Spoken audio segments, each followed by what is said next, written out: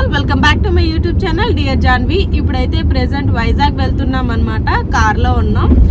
So ఎందుకు ఏంటి అన్నదైతే video end వరకు చూస్తే మీకే తెలుస్తుంది. అయితే ఇంకా టిఫిన్ చేయలేదు, టిఫిన్ చేయాలి. యాక్చువల్లీ లాస్ట్ టైం మేము వైజాగ్ వెళ్ళినప్పుడు అనుకోకుండా ఒక రెస్టారెంట్లో టిఫిన్ చేసాము. అక్కడ చాలా బాగుందన్నమాట టేస్ట్. నెక్స్ట్ టైం ఎప్పుడైనా వైజాగ్ వెళ్తే ఆ రెస్టారెంట్లో మళ్ళీ తిందాము అని చెప్పేసి అనుకుంటున్నాం. మేము ఇంటి దగ్గర స్టార్ట్ అయ్యేసరికి మార్నింగ్ 10 o'clock అయిపోయింది. సో ఇప్పుడు కొంచెం మేము రెస్టారెంట్ దగ్గరికి వెళ్ళేసరికి ఆల్మోస్ట్ ఒక 45 minutes అయినా పడుతుంది. కానీ ఇప్పుడు దగ్గరలోకి వచ్చేసాంలేండి.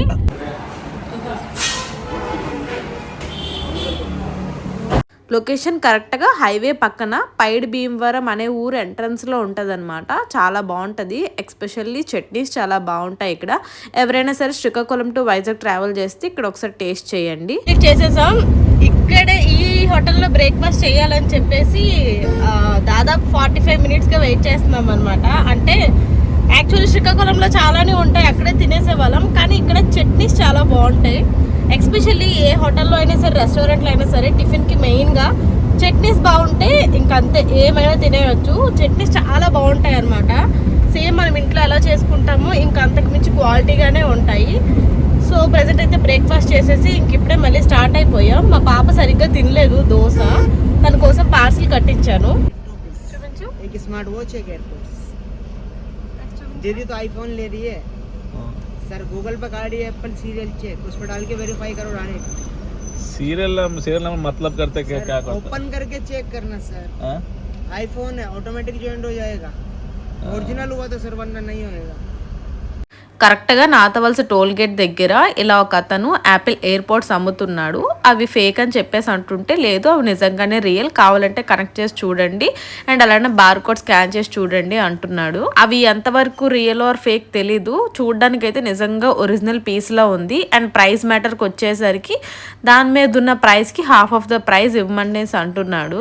ఒక్కవేళ ఇన్ కేస్ నాకు తెలిసైతే నేను ఫేక్ అని అనుకుంటున్నాను, ఫేక్ ఎయిర్పోర్ట్స్ అనేసి అనుకుంటున్నాను.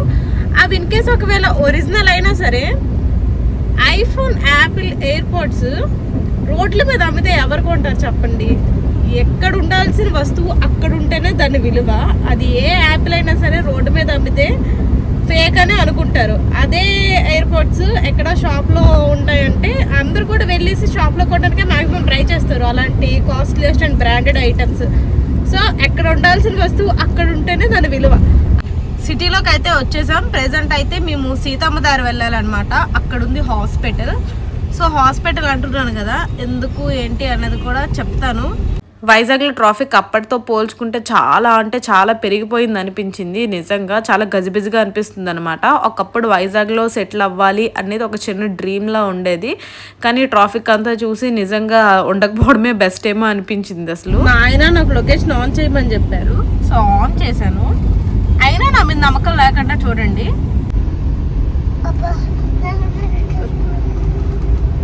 చూడండి అక్కడ పెట్టుకున్నారు మొబైల్. ఇంక ప్రెసెంట్ అయితే ఐ హాస్పిటల్కి వచ్చాం. ఇక్కడైతే ఇంకా ఐ చెకప్ చేయించుకుంటున్నారు, కొన్ని టెస్ట్లు ఉంటే చేయించుకుంటున్నారు. ప్రతి ఒక్కరి లైఫ్లో చిన్న చిన్న కోరికలు అన్నీ ఉంటుంటాయి కదా. లైక్ కొన్ని కొనుక్కోవాలనే కోరిక ఉంటుంది, కొన్ని లోపాలను సరిచేయించుకోవాలి అనే కోరిక ఉంటుంది. ప్రెసెంట్ నేను మా హస్బెండ్ మా చిన్ని కోరికలను తీర్చుకునే ప్రాసెస్లో ఉన్నామన్నమాట. అయితే మా హస్బెండ్ సంబంధించిన వర్క్ అయింది. ట్రీట్మెంట్ టెస్ట్లు అన్ని కూడా ఈ రోజు చేసేసారు. ప్రెసెంట్ అయితే నా పని మీద వెళ్తున్నాం, నా వర్క్ కోసం. ఇక్కడ నుంచి అయితే కొంచెం దూరం వెళ్ళాలి. ఎక్కడికి వెళ్తున్నానని చెప్తాను. అండ్ ఫైనల్లీ ఎక్కడికి వచ్చాను అంటే బ్యూటీ అండ్ హెయిర్ సలూన్కి అయితే వచ్చాను. నా హెయిర్ ట్రాన్స్ఫార్మ్ చేయించుకోవాలనుకుంటున్నా. రీసెంట్ డేస్లో నా హెయిర్ చాలా డ్యామేజ్గా, ఫ్రిజ్జీ, డ్రైగా చాలా పాడైపోయింది అనమాట. ఇంకా చెప్పలేను. సో యాక్చువల్లీ కట్ చేయించుకుందాం ఏదో ఒకటి అనేసి అనుకున్నాను. కానీ మా హస్బెండ్ ఏమో లేదు వైజాగ్ వెళ్తాం కదా, ఏదైనా మంచి ట్రీట్మెంట్ చేయించుకో అనేసి అన్నారు. ఇంకా అక్కడ మ్యామ్ వచ్చేసి నా హెయిర్కి తగ్గ ట్రీట్మెంట్ అయితే సజెస్ట్ చేశారనమాట. ఇంకా అదే ఇక్కడ చేయించుకుంటున్నాను. సో ఫస్ట్ అయితే హెయిర్ వాష్తో స్టార్ట్ చేశారు. ఇంకా అది అందరికీ తెలిసిందే.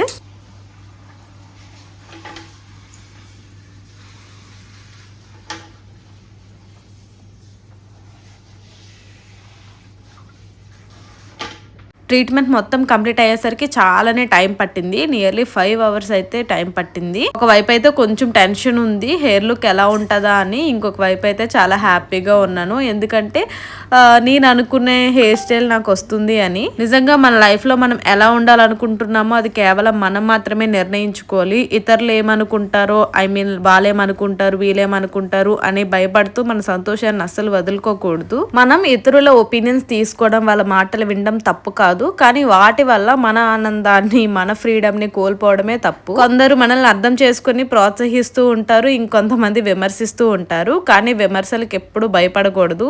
ఆ విమర్శలకు భయపడి ఆగిపోతే మనం ఎప్పటికీ ముందుకు వెళ్ళలేం. అది ఇలాంటివి ఇంకా చాలా చెప్పుకోవచ్చులే, కానీ ప్రెసెంట్ అయితే నా ట్రీట్మెంట్ ఆల్మోస్ట్ ఇక్కడ కంప్లీట్ అయిపోయిందనమాట. ఇంకా లాస్ట్ స్టెప్ అయితే బ్లో డ్రై చేస్తున్నారు.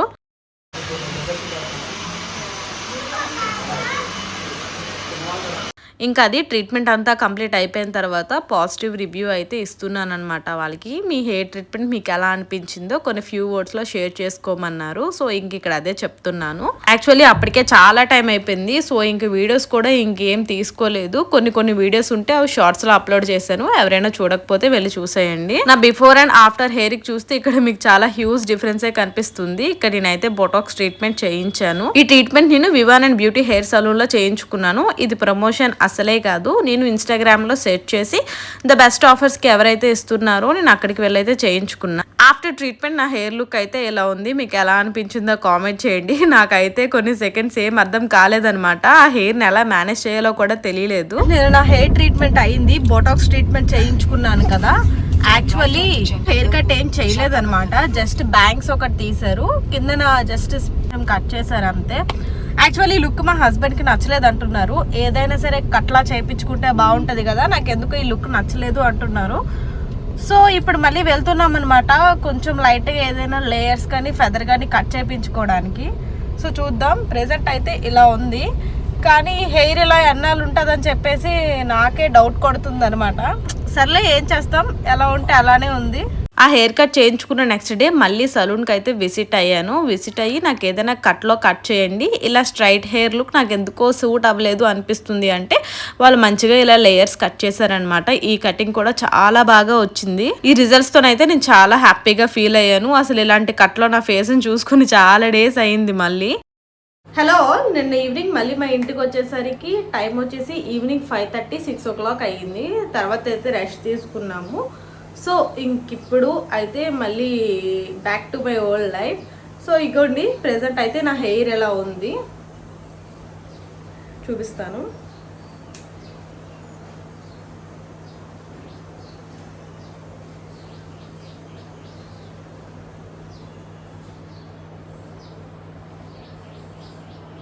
ఎస్, ప్రెజెంట్ అయితే ఇప్పుడు నా హెయిర్ ఎలా ఉంది. ఇప్పుడు ప్రెజెంట్ ఉన్న లుక్కే లైఫ్ లాంగ్ ఉండిపోతే ఎంత బాగుండో అనిపిస్తుంది అనమాట. చాలా సాఫ్ట్గా కింద చిన్న చిన్న వేవ్స్తో భలే ఉంది అసలు హెయిర్.